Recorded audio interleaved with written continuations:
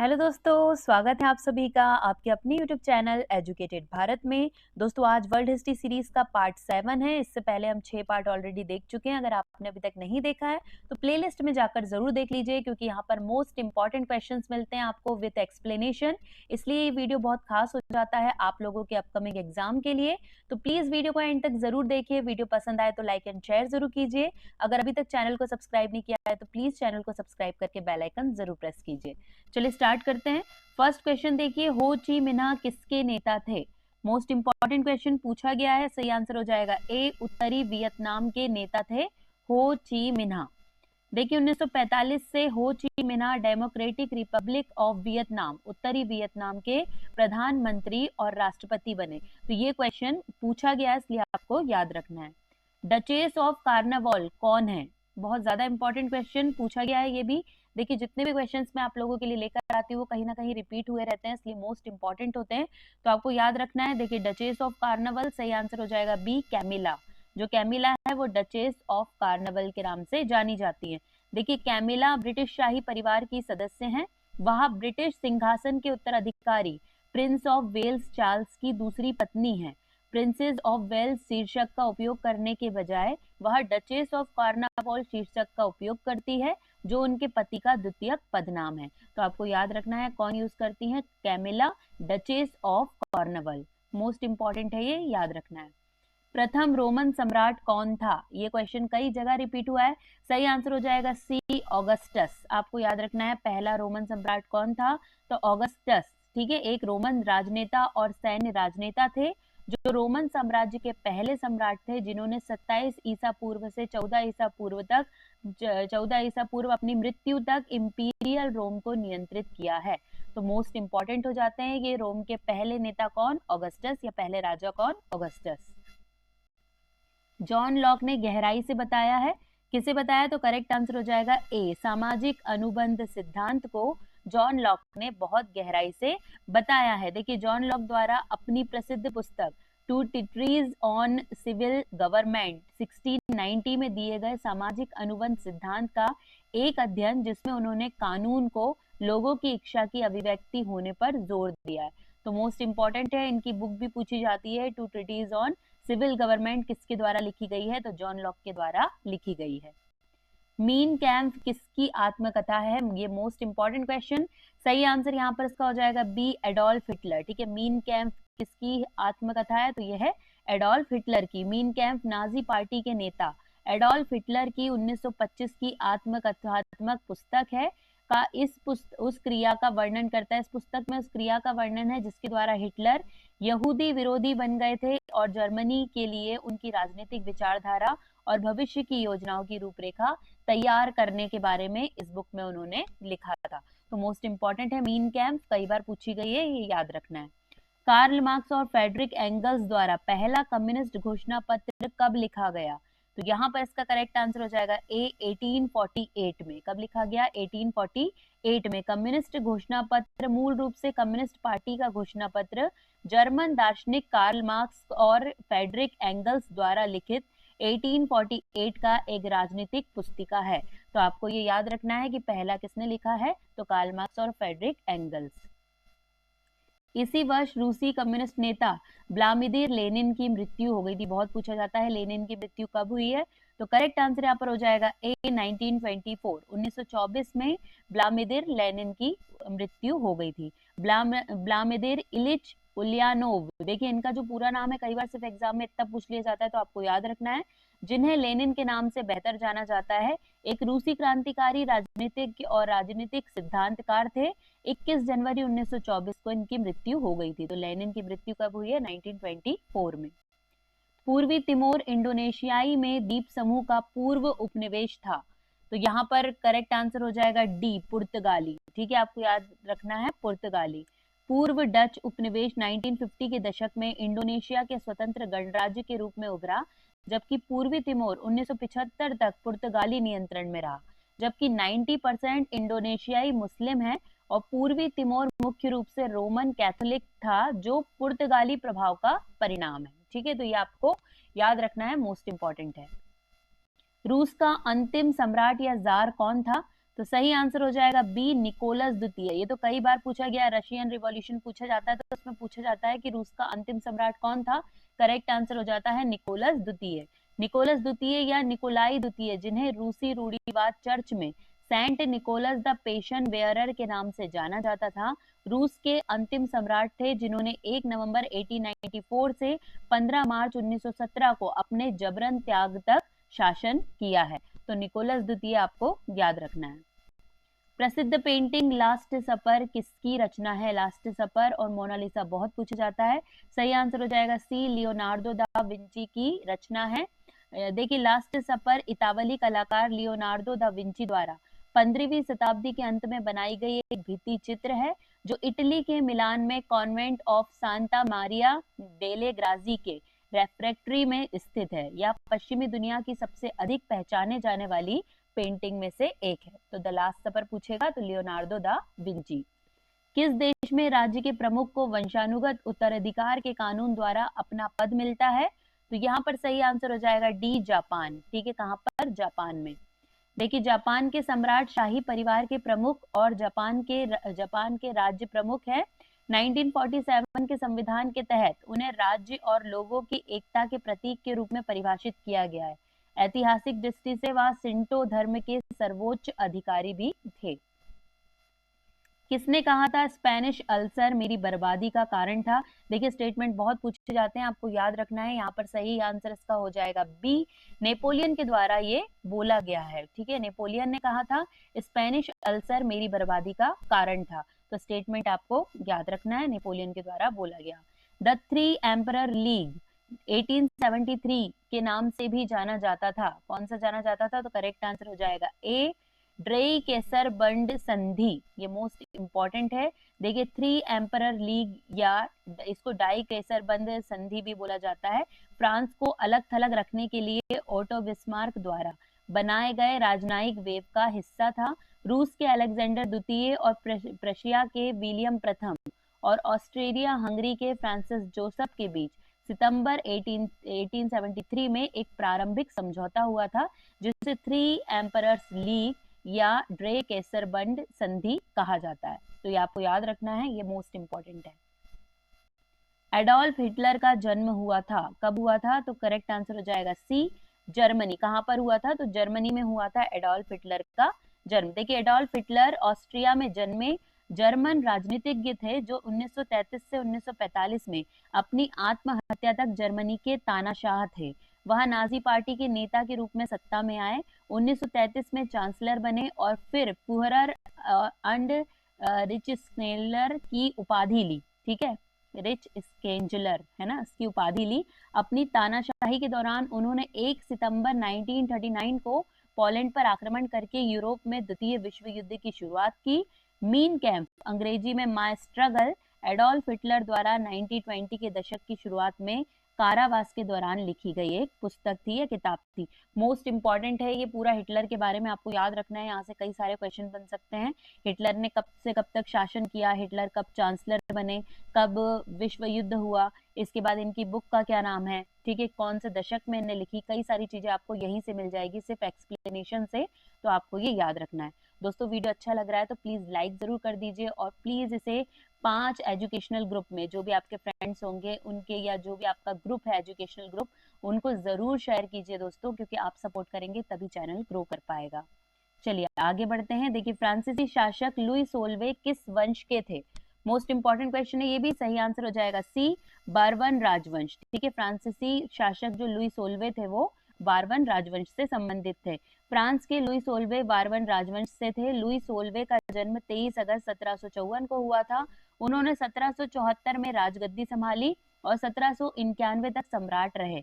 अपने शासनकाल के दौरान उन्होंने दास प्रथा, अन्यायपूर्ण भूमि कर, भेदभाव आदि को समाप्त करने का प्रयास किया, लेकिन उनके सभी प्रयासों का फ्रांसीसी अमीरों ने विरोध किया। तो याद रखना है, लुई 16 बारबन राजवंश से संबंधित थे। प्रथम विश्व युद्ध के प्रभाव के रूप में महिलाओं ने नई भूमिकाओं में प्रवेश किया, क्योंकि, तो यहाँ पर करेक्ट आंसर हो जाएगा ए, वे फैक्ट्रियों में काम करने लगी और युद्ध काल के दौरान कार्यशालाएं और व्यावसायिक उद्यम में भी काम करने लगी थी। तो ये मोस्ट इंपॉर्टेंट हो जाता है।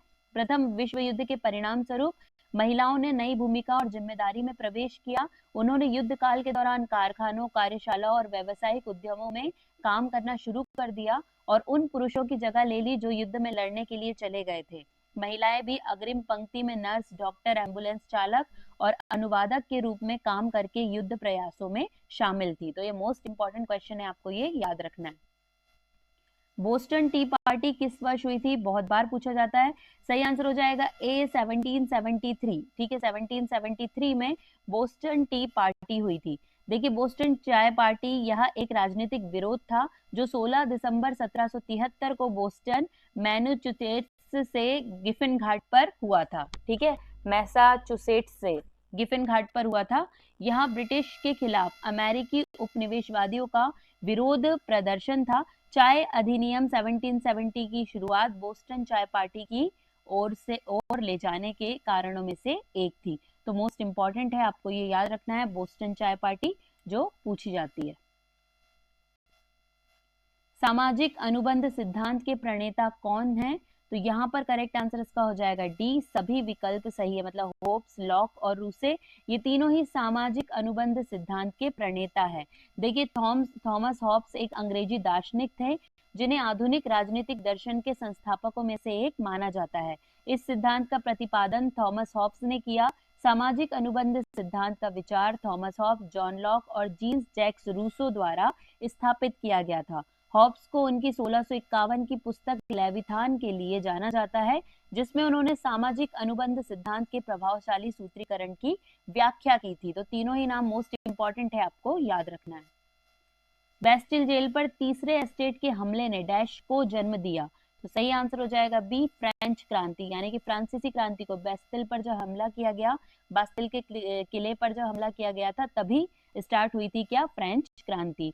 देखिए, 14 जुलाई 1789 को बेस्टिल राज्य जेल पर तीसरे एस्टेट द्वारा हमला किया गया। फ्रांसीसी क्रांति 1789 में शुरू हुई और 1799 में समाप्त हुई। इसका मकसद फ्रांसीसी राजशाही की उथल पुथल और राजा लुई 16वें की खराब आर्थिक नीतियां थी। फ्रांसीसी क्रांति से स्वतंत्रता, समानता और बंधुत्व के आदर्श जोड़े गए थे। तो मोस्ट इंपॉर्टेंट है, ये आपको याद रखना है। संयुक्त राज्य अमेरिका ने डैश में एक लोकतांत्रिक संविधान अपनाया। तो करेक्ट आंसर हो जाएगा बी, 1787 में संयुक्त राज्य अमेरिका ने एक लोकतांत्रिक संविधान अपनाया था। देखिए, संयुक्त राज्य अमेरिका का संविधान संयुक्त राज्य अमेरिका का सर्वोच्च कानून है। संयुक्त राज्य अमेरिका ने 1787 में एक लोकतांत्रिक संविधान अपनाया। 1789 में अमेरिका का संविधान लागू हुआ। वी द पीपल, ये अमेरिका संविधान के पहले 3 शब्द हैं। अमेरिका संविधान में 27 बार संशोधन किया गया है। पहले 10 संशोधनों को सामूहिक रूप से अधिकारों के विधेयक के रूप में जाना जाता है। महाद्वीपीय कांग्रेस ने 1774 से 1781 तक संयुक्त राज्य अमेरिका की अस्थायी सरकार के रूप में कार्य किया। तो मोस्ट इंपॉर्टेंट है, याद रखना है। दुनिया के मजदूर एक हो का नारा किससे संबंधित है? ये वेरी इंपॉर्टेंट क्वेश्चन है, बहुत बार रिपीट हुआ है। सही आंसर यहाँ पर हो जाएगा सी, रूसी क्रांति से संबंधित ये नारा है कि दुनिया के मजदूर एक हो। देखिए, दुनिया भर के कर्मचारी एकजुट करने अपने पास अपनी चेन के अलावा खोने के लिए कुछ भी नहीं है। पिछले 3 वाक्यों का लोकप्रियकरण और यह किसी भी आधिकारिक अनुवाद में नहीं पाया गया। तो दुनिया के मजदूर एक हो का नारा रूसी क्रांति से जुड़ा हुआ था। ठीक है, तो यहाँ पे आपको याद रखना है कि दुनिया भर के कर्मचारी एकजुट हो, ठीक है, सब एक चैन में हो जाएं। ऐसे कई सारे नारे इसी टाइम पे निकले हैं। कहने का सीधा सीधा अर्थ ये था कि दुनिया के मजदूर एक हो, यही रूसी क्रांति का नारा था। जिन्होंने 1037 में ग्रेट सेल्यूक साम्राज्य की स्थापना की थी, कौन थे वो? तो यहाँ पर इसका करेक्ट आंसर हो जाएगा बी, तुगरिल बेग। आपको याद रखना है किसने की है, तो सही आंसर है तुगरिल बेग। देखिए, सेल्जुक साम्राज्य की स्थापना 1037 में तुगरिल बेग ने की थी।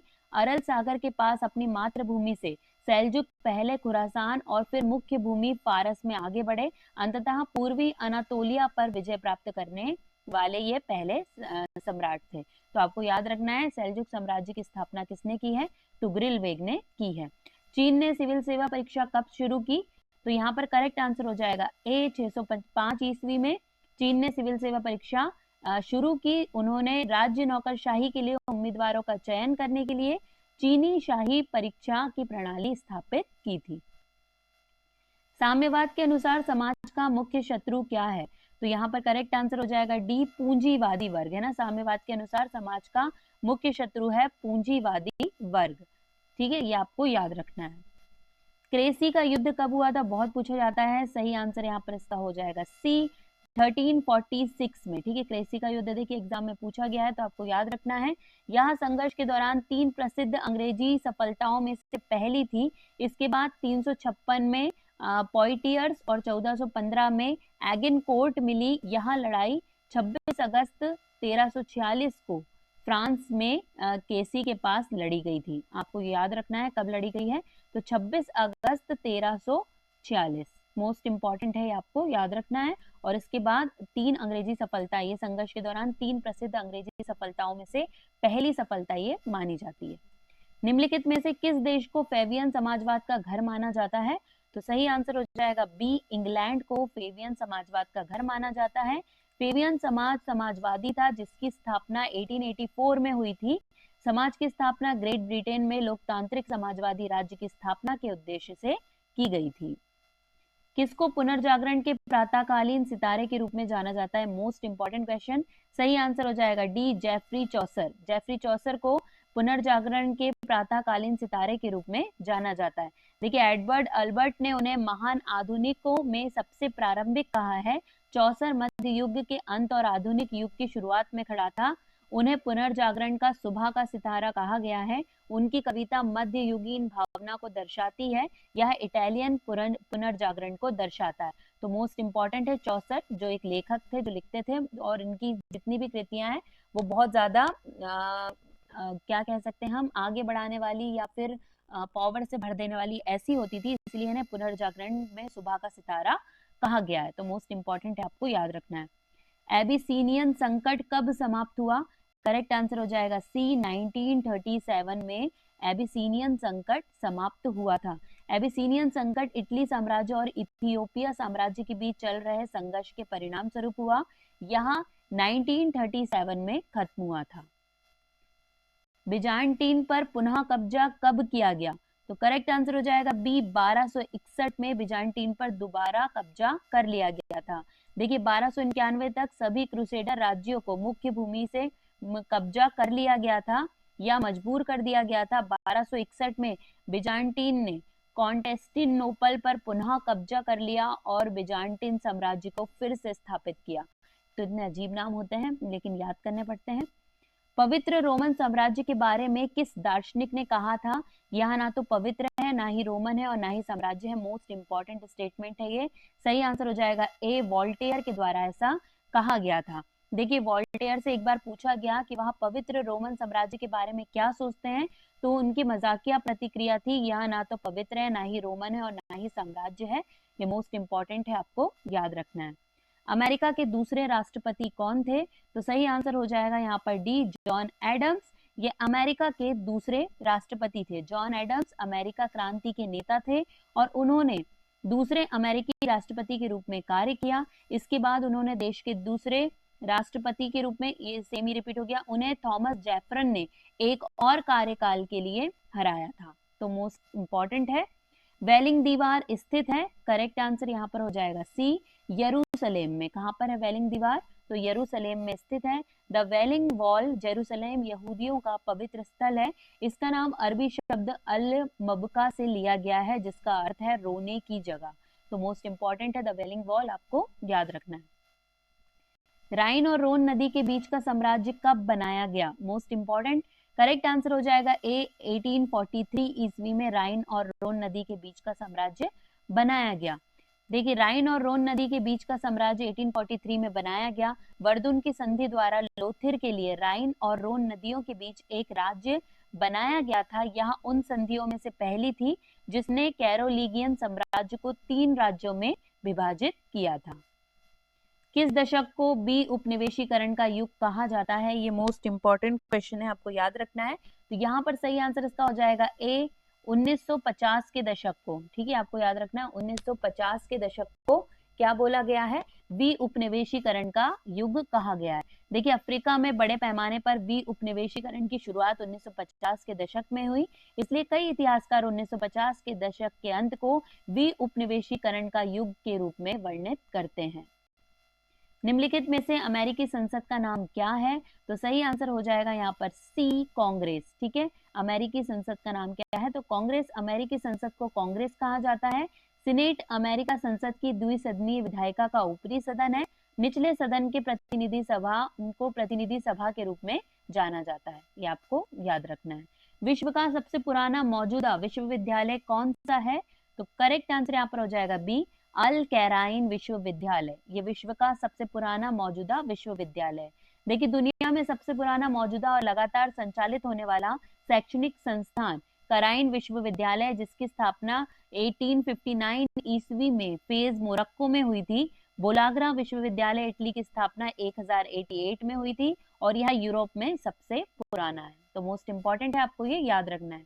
कन्फ्यूशियस के अनुसार किस कारण से श्रेष्ठ व्यक्तियों को शासन करना चाहिए? तो सही आंसर यहाँ पर होगा बी, समग्र रूप से समाज की सेवा करना, इसीलिए श्रेष्ठ लोगों को हमेशा शासन करना चाहिए। देखिए, समग्र रूप से समाज की सेवा करने के लिए श्रेष्ठ व्यक्तियों को शासन करना चाहिए। कन्फ्यूशियस के अनुसार शासक की भूमिका व्यक्तिगत लाभ या अपना गौरव स्थापित करने के लिए नहीं, बल्कि समाज की व्यापक भलाई के प्रति अपने कर्तव्य को पूरा करना चाहिए। ऐसा मानना था किसका? ऐसा मानना था कन्फ्यूशियस का। चलिए आगे बढ़ते हैं। रूसो जापानी युद्ध किस वर्ष प्रारंभ हुआ था? मोस्ट इंपॉर्टेंट क्वेश्चन है दोस्तों। वीडियो अच्छा लग रहा है तो प्लीज लाइक जरूर कीजिए और इसे शेयर जरूर करते जाइए। रूसो जापानी युद्ध किस वर्ष हुआ? करेक्ट आंसर हो जाएगा सी, 1904 में रूसो जापानी युद्ध हुआ था। मोस्ट इंपॉर्टेंट क्वेश्चन है। युद्ध 8 फरवरी 1904 को हुआ, जब मुख्य जापानी बेड़े ने पोर्ट ऑर्थर में रूसी नौसैनिक स्क्वाड्रन पर आश्चर्यजनक हमला और घेराबंदी की, तब ये 1904 में ये युद्ध हुआ था। ईरान में ससानी वंश कब उभर कर सामने आया? करेक्ट आंसर हो जाएगा सी, 225 ईस्वी। ईरान में ससानी वंश 225 ईस्वी में उभर कर सामने आया था। 225 ईस्वी में ईरान में एक अत्यधिक आक्रामक वंश उभर कर सामने आया। इस वंश के लोग स्वयं को ससानी कहते थे। केवल 15 वर्षों के भीतर ही वह तेजी से फरात की दिशा में फैल गया था। अब बारी है लास्ट क्वेश्चन की। सम्राट की पूर्ण संप्रभु शक्ति की वकालत किसके द्वारा की गई थी? करेक्ट आंसर हो जाएगा ए, थॉमस हॉब्स के द्वारा सम्राट की संप्रभु शक्ति की वकालत की गई थी। देखिए, थॉमस हॉब्स को आधुनिक राजनीतिक सिद्धांत के संस्थापकों में से एक माना जाता है। उन्होंने सम्राट की संप्रभु शक्ति की वकालत की, अर्थात एक राजा के पास शासन करने और दंडित करने की असीमित शक्ति होगी, ऐसा थॉमस हॉब्स का कहना था। दोस्तों, अगर वीडियो पसंद आया होगा तो प्लीज वीडियो को लाइक एंड शेयर जरूर कर दीजिएगा। आज के लिए बस इतना ही। आपसे मुलाकात होगी नेक्स्ट वीडियो में। तब तक के लिए पढ़ते रहिए, आगे बढ़ते रहिए। जय हिंद, जय भारत।